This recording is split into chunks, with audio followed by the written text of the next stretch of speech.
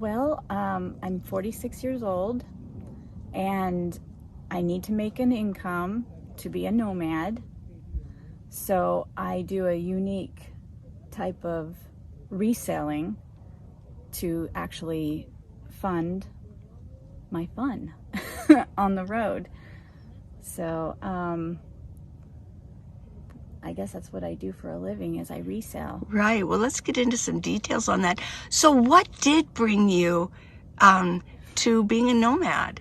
Was it really watching my videos, or what made you go full-time in your minivan?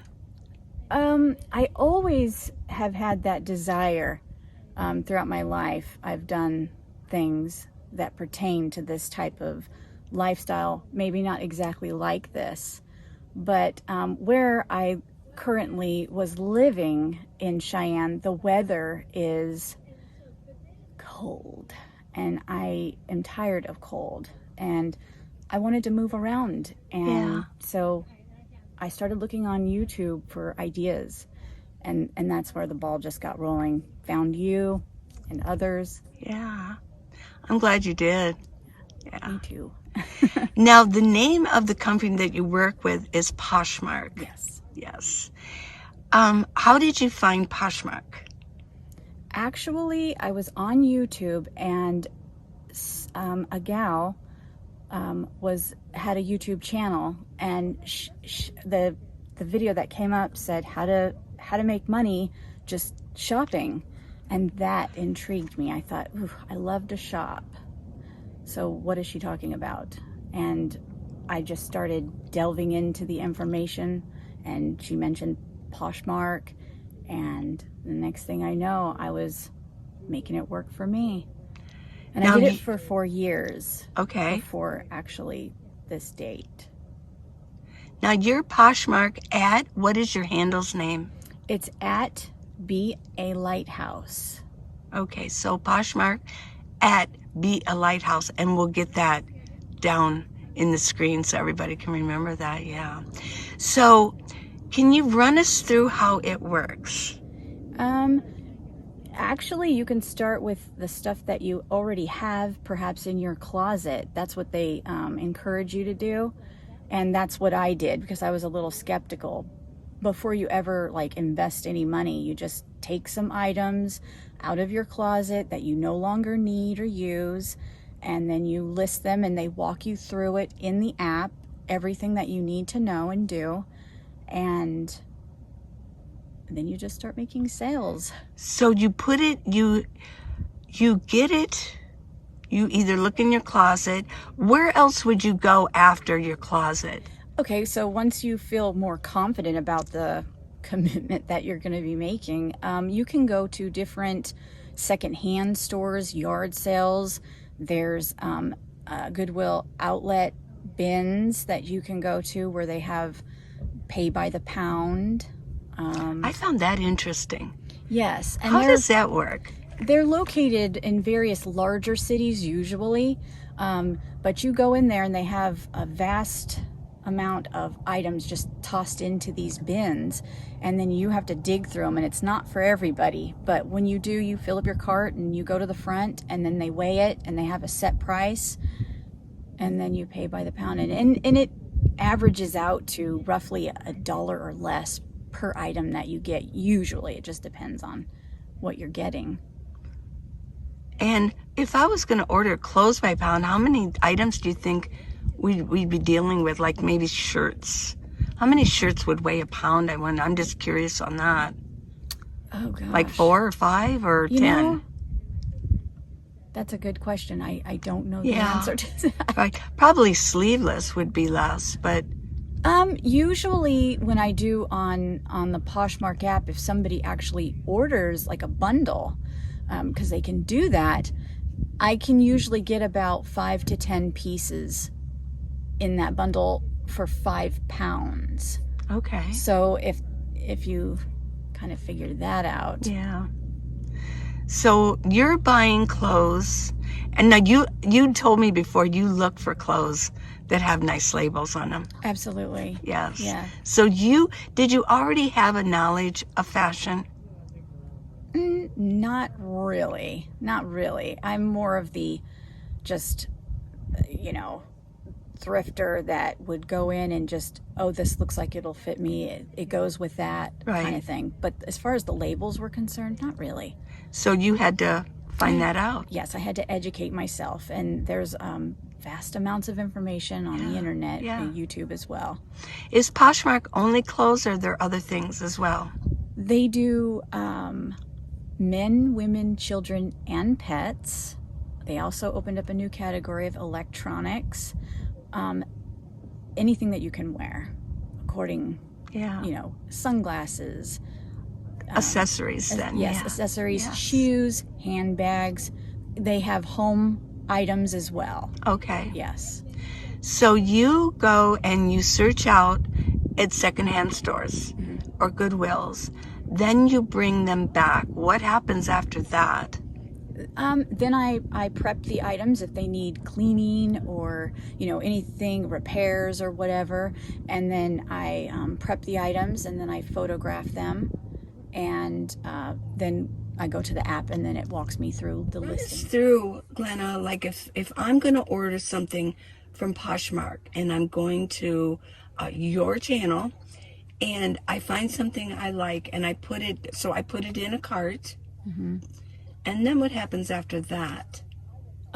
You can either put it in a bundle or you'll just like it. I can send you an offer and then you can accept it through the app and it will walk you through that. Okay. And then I will get the item and then ship it out to the post office. And then it should arrive within 3 to 5 business days, I believe it is. So I don't actually, is there a price tag on the actual item? Yes, all of the items have their listed price. You can send an offer or... Okay. Well, that's pretty cool. Yeah. Okay. So let's run through getting the order ready. You carry the product with you, don't you? I do. Yes, you do. And that's what is in this tent over here that we'll go into pretty soon, so you can show everybody what you have. So you carry your product. Do you carry all of your product at this point? I do. You do. When you are in Wyoming, in your town, do you set up your tent, or do you have another area where you set everything up? I actually have a shed on my parents' property that I reside there, and then I can keep larger amounts at that point because then I don't have to haul all of it around because I am in a minivan. Right. Which brings me, I'm going to do a little side note here. We're going to get back to this. So when you are at your parents' in Cheyenne, Wyoming, do you still stay in your minivan? I do. Very good. I love that because this is your home. This is my home. I don't have a residency of like sticks and bricks. I do have an address for the sake of... Right.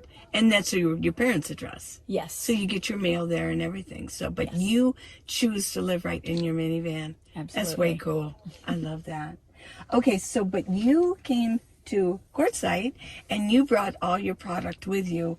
And you have a really nice tent set up. So how is that going? It's actually going a lot smoother than I thought it would because I've never done this before. This is my first year launching out as a nomad doing this type of business. And I didn't see really too many people on the YouTube providing a lot of information with like what I do or what I'm going to start doing at that time. So yeah, I have quite a system to make it work. You do. You have everything alphabetical, which we're gonna look at here in just a minute. So this is the first time you've actually come out into the area where you can set up a tent and bring all your product with you and do business out here. How has cell coverage been for you? Actually quite well.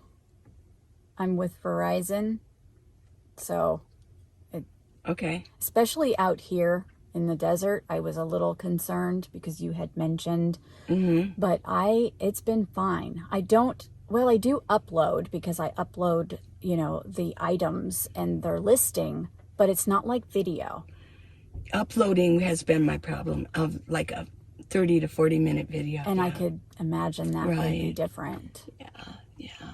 So, well, I'm glad that you didn't have any problems because my main phone is Verizon.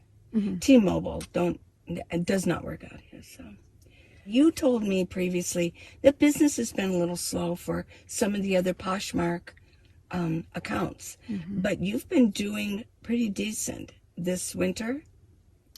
Yeah. Not as good as I'd like it to be because my inventory is at a smaller scale due to the fact that I'm in a minivan and I do have to carry all of my inventory. So I'm comfortable with right around 200 to 225 pieces. Okay. Now, let's exclude your time out here.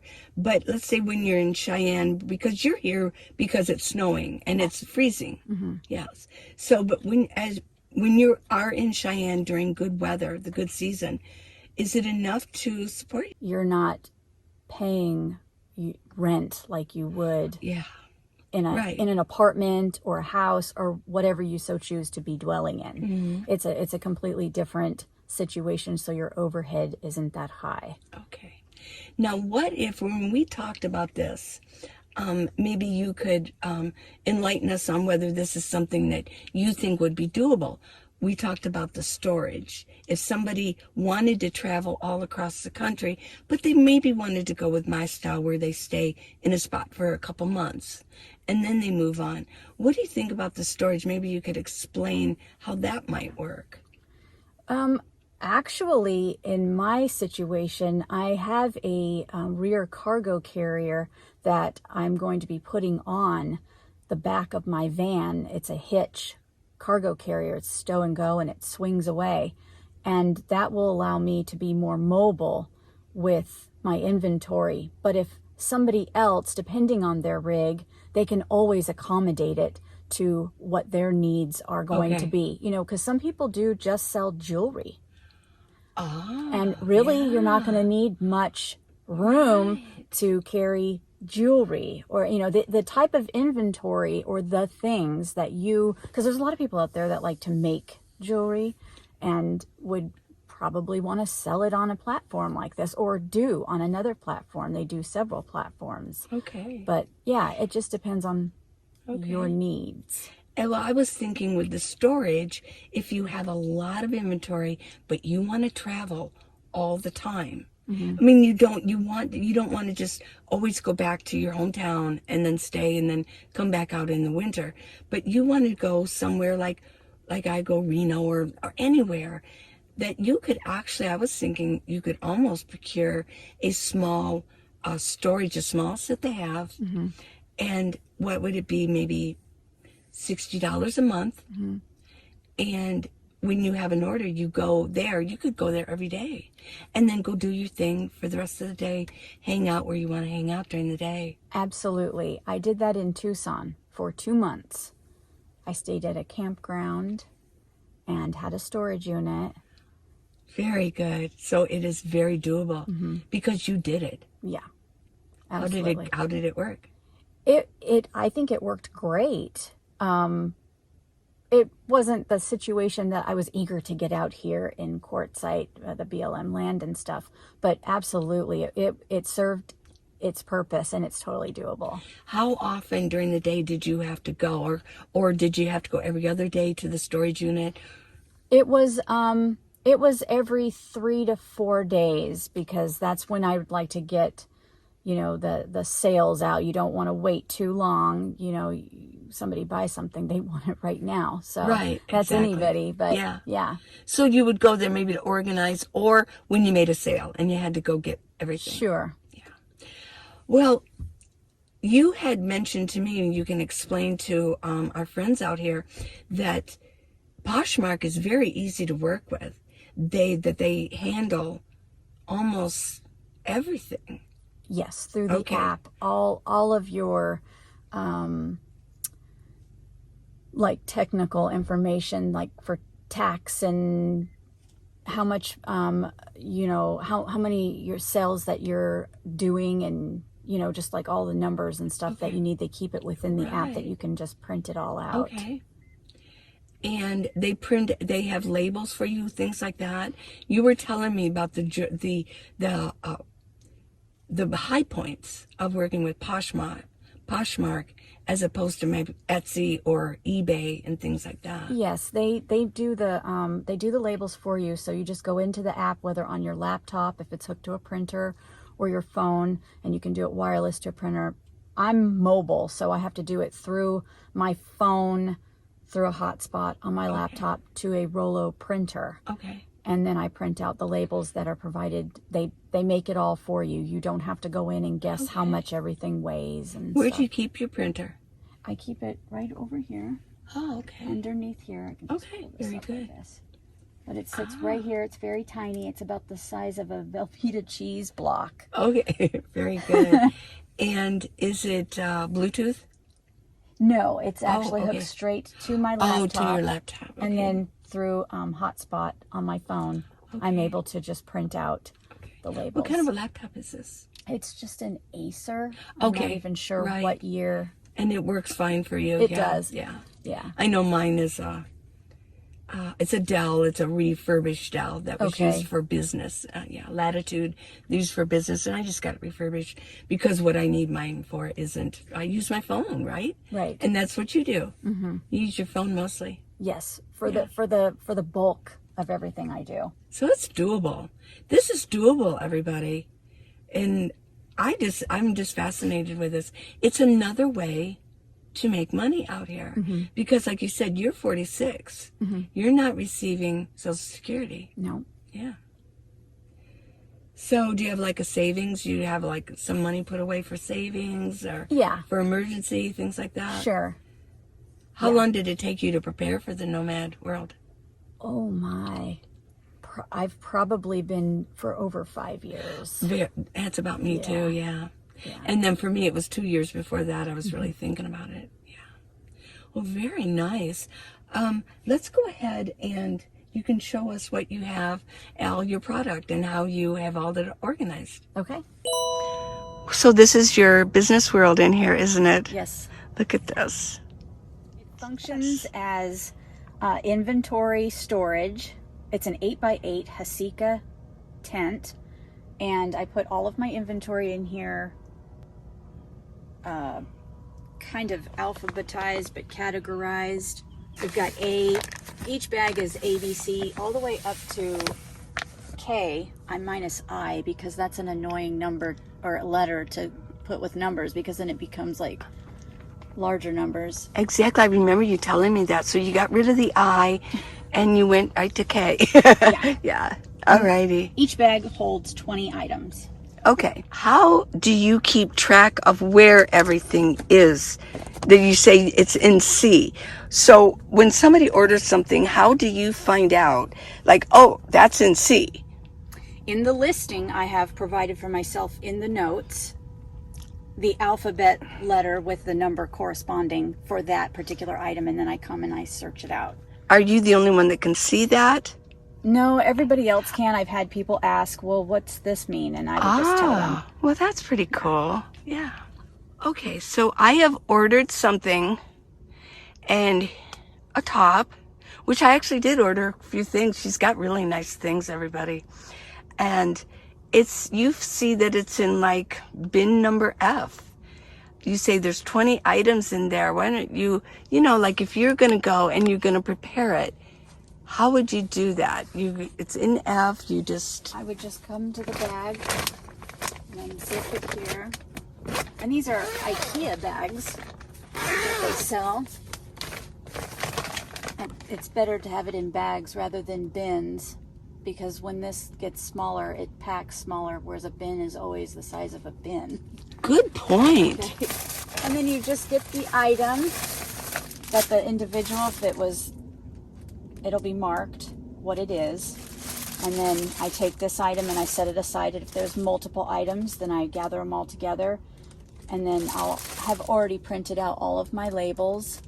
And then I have packing boxes that are shipping boxes that the post office provides specifically for the type of mailing that Poshmark permits. And then there's a huge stack of them right there of all the... Now, Poshmark, do they have requirements? They do. I believe it's if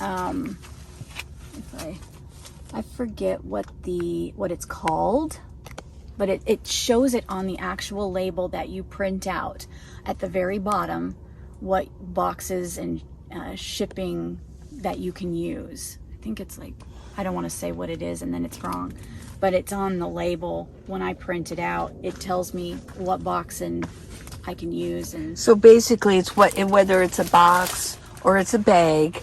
Well, all the boxes, it doesn't matter if it's a box or a bag. It's just the type, like if it's first class or any of that. And it says there so that the postal worker will know that what you've used is the right one. Now let's look at this plastic bag itself. Yeah, everything's put into an individual bag and sealed, and they're resealable in case somebody has a question about it. So you carry those also? Yes, I do. You washed it, you went through, you prepared it for ready wear, right, to make it refurbished, right, and renewed, and then you bag it up. So you have to have all of those things. That is it's so interesting. Yeah, there's lots and lots of steps. I'm not gonna lie, it's a time-consuming, detail-oriented type of work, but I enjoy that, and it can be for whoever is that type of individual. So somebody could actually, this isn't just for nomads. This is perfect for somebody living in a home. Sure. In fact, probably a lot easier. That's how I started out. Right. So you have everything you need. Do you have iron, or do you have... I actually have a steamer. A steamer. And I think it's in that bag. Okay, yeah. I have a steamer. Let me think, what else kind of things. Oh, I have a defuzzer. Oh, yeah. I have the little rollers that get the lint and stuff off. I have a bunch of those. Okay. You know, there's certain things that you need to prep items. And those are a few of the things. I love your business sense. This is really cool. And I think a lot of people are really going to be excited about this. Yeah. So I'm really happy that you're sharing this. When you told me about it, I was so excited. Very nice. Now, you also use this tent to get ready, things like that.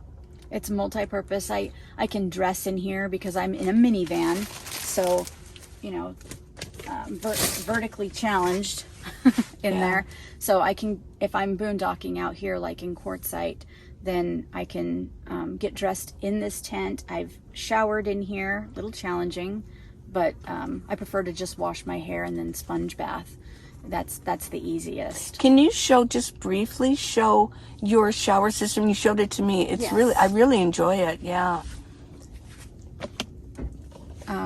This is a collapsible bucket, and then it's what I use to catch the water, like put my head over it. It goes up tall. Yeah. I guess I could.